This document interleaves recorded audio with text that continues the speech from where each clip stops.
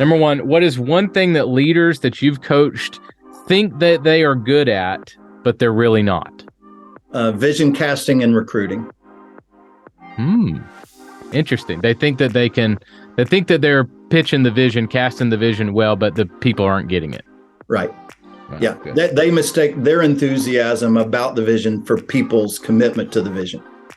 Good. All right. Number two, what is the most attractive character trait of the leaders that you've coached? What is something common that you see in leaders that really get it? Likability.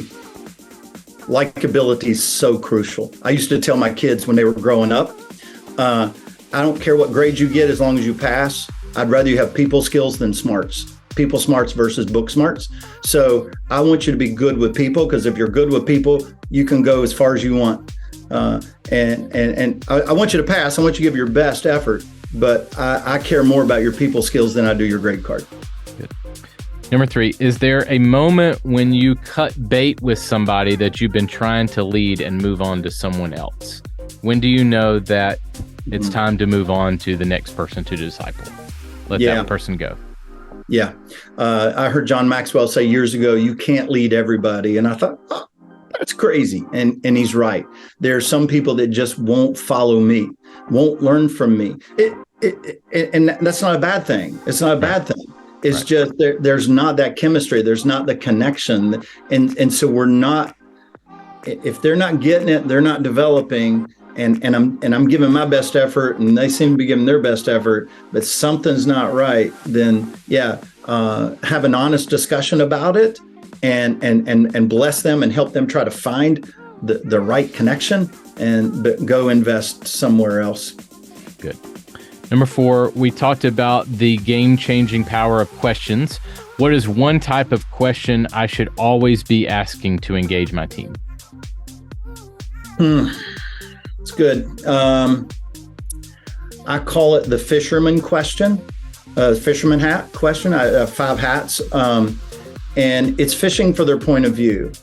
To understand somebody's point of view, if you really fish for it, it's gonna show you an opportunity that they should seize, or an obstacle that's blocking their path.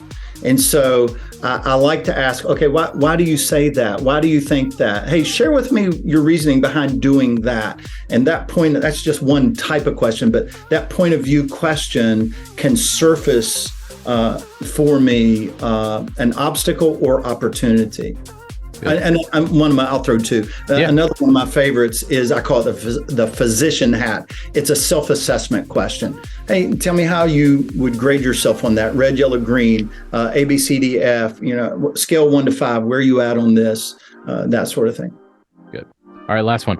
Why should I work so hard to empower leaders to multiply themselves? What kind of results have you seen that that works?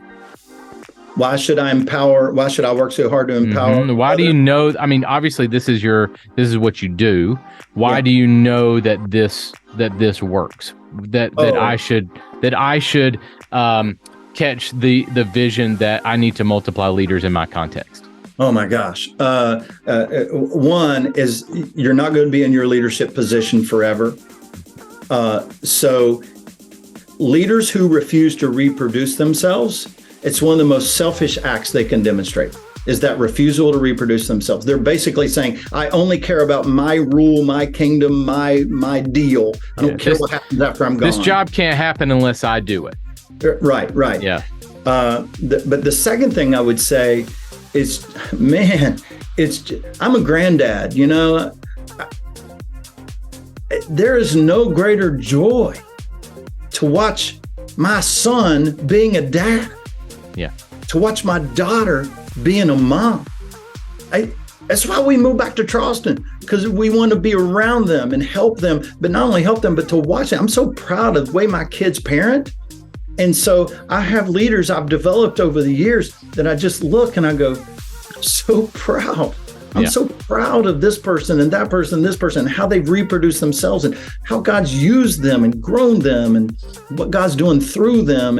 And when I was growing up, Jerry West was my hero. I loved playing basketball. But I discovered that coaching basketball was a greater joy than playing basketball, because I got to impact the game, not just from my skills, but to catalyze the skills of 10 guys to impact the outcome of the game. What a joy that is. And so many people never get to be a spiritual granddad or a spiritual great granddad. That's even more remarkable. Carl, I get texts from church planters who say, hey, you don't know me, but one of the trainers that trained me was trained by somebody that you trained. Yeah, right.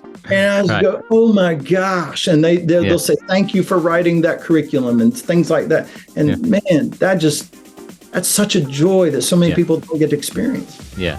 Awesome, man. Well, tell us how we can, obviously you have several books. Tell us if a church is looking for help in this area, how can they find you? How can they get started with your courses and your program? Yeah, multiplygroup.org.